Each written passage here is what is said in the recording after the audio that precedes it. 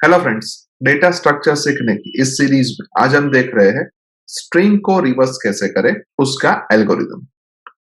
पिछले कुछ वीडियोस के अंदर हमने देखा था कि स्ट्रिंग और कुछ नहीं है लेकिन एक कैरेक्टर एरे है। यानी कि यहाँ पे हमें एक कैरेक्टर एरे दिया गया हुआ है जिसकी साइज है 10। अभी इस कैरेक्टर एरे के अंदर हमने कंप्यूटर करके एक स्ट्रिंग स्टोर की है और इसी स्ट्रिंग को हमें रिवर्स करना है।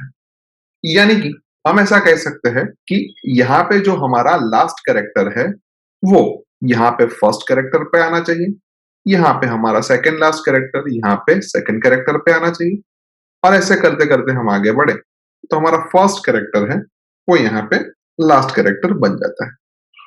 अभी यहाँ पे हम ध्यान से देखें तो जो 7th नंबर की पोजीशन पे कैरेक्टर है वो हमने यहाँ पे 0 नंबर की पोजीशन पे लिया है। 6 नंबर की पोजीशन पे जो कैरेक्टर है वो हमने 1 नंबर की पोजीशन पे लिया है, क्योंकि यहाँ पे हमारी लेंथ 8 है। अगर सपोज हमारे पास सिर्फ 3 कैरेक्टर की ही स्ट्रिंग होती तो इसका अगर हम रिवर्स करना चाहें तो जो सेकंड नंबर की पोजीशन पे कैरेक्टर है वो फर्स्ट नंबर की पोजीशन पे आएगा, जो फर्स्ट नंबर की पोजीशन पे है वो फर्स्ट नंबर की पोजीशन पे और जो 0 नंबर की पोजीशन पे है वो थर्ड नंबर की पोजीशन पे आएगा।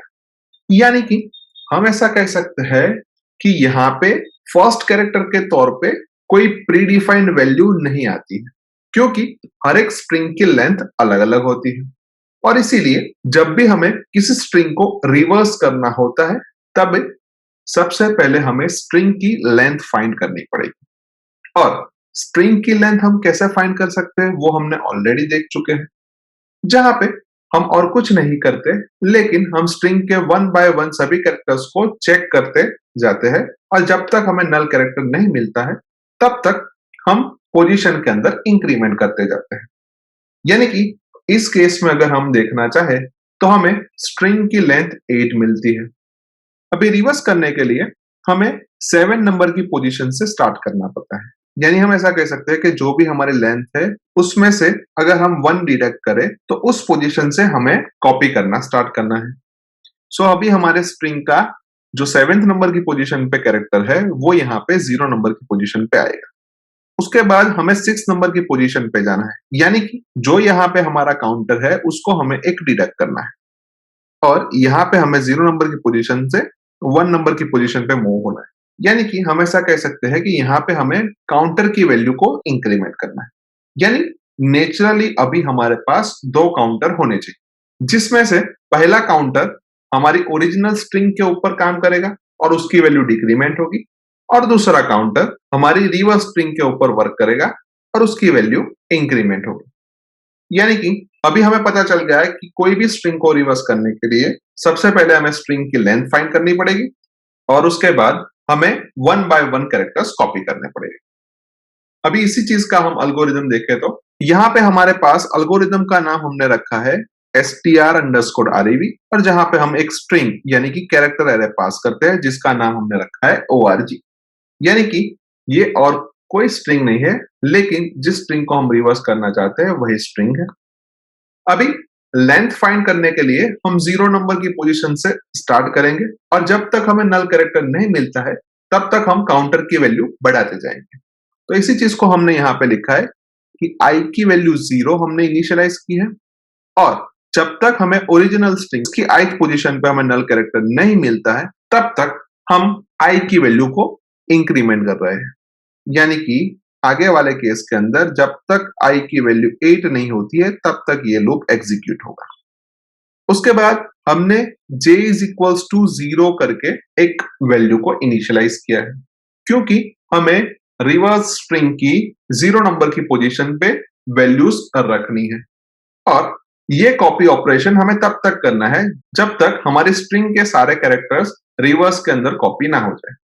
और अगर हम यहां से कॉपी करना स्टार्ट करेंगे तो लास्ट में हमारा जो कैरेक्टर है वो 0 नंबर की पोजीशन पे होगा।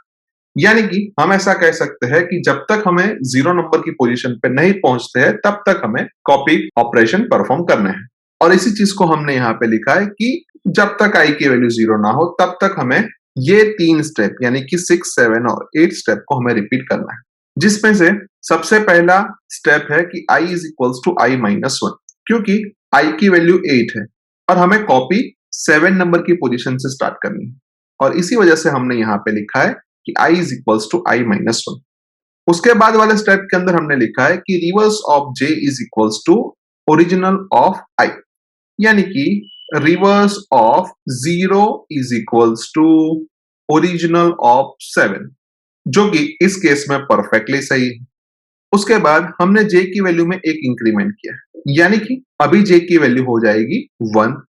उसके बाद जब हम सेकेंड टाइम लूप के अंदर आएंगे उस वक्त i की वैल्यू 6 होगी और रिवर्स ऑफ 1 के अंदर ओरिजिनल ऑफ 6 कॉपी हो जाएगा, जो भी हम यहाँ पे देख सकते हैं।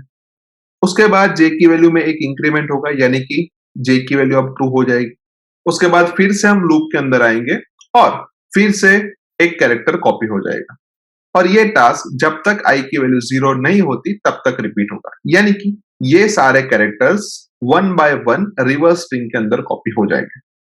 अभी हम सब जानते हैं कि कोई भी स्ट्रिंग होती है उसको C compiler by default null character से टर्मिनेट करता है, लेकिन यहाँ पे हमने नल कैरेक्टर से हमारे स्ट्रिंग को टर्मिनेट नहीं किया, क्योंकि हमने नल कैरेक्टर तो कॉपी नहीं किया है।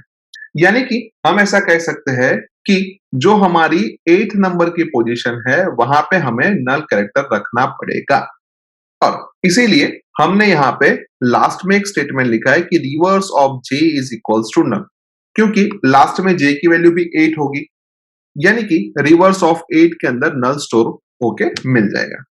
और अगर हम ये स्टेप नहीं लिखते हैं तो शायद ऐसा हो सकता है कि हमारी जो स्ट्रिंग हम रिटर्न करना चाहते हैं वो एबनॉर्मली बिहेव करे, यानी जब भी हम मैन्युअली कोई भी स्ट्रिंग डिफाइन करते हैं तो हमें उसको नल कैरेक्टर से टर्मिनेट करना चाहिए, एंड जब लास्ट में हमें जो हमारी रिवर्स स्ट्रिंग मिल जाती है तो उसको हम यहां से रिटर्न कर देते हैं। अभी हमें जो रिवर्स स्ट्रिंग की वैल्यू है वो रिटर्न होके मिल जाएगी, जो कि परफेक्टली सही है। यानी कि हम ऐसा कह सकते हैं कि इस एल्गोरिदम के थ्रू हम किसी भी साइज की स्ट्रिंग को इजीली रिवर्स कर सकते हैं, जिसके लिए हमें दो ऑपरेशन की जरूरत पड़ेगी, एक string length and second string copy. I hope कि आपको इस वीडियो के अंदर अच्छी तरीके से समझ आ चुकी होगी। नेक्स्ट वीडियो के अंदर हम स्ट्रिंग रिवर्स का प्रोग्राम कैसे वर्क करता है वो देखेंगे। Thank you very much.